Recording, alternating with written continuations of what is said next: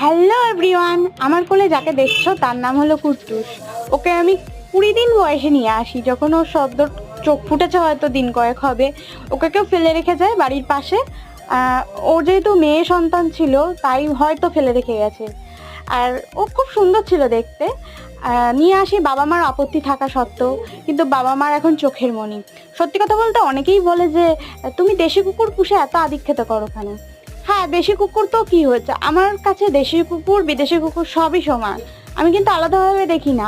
আর তাছাড়া ওরা না যেরকম ভাবে রাখবে সেরকম ভাবে সার্ভাইভ করে নেবে আমাদের পরিবেশে, কিন্তু বিদেশি কুকুর কিন্তু সব রকম ভাবে মানে যেরকম যেরকম ভাবে সার্ভাইভ করতে পারবে না।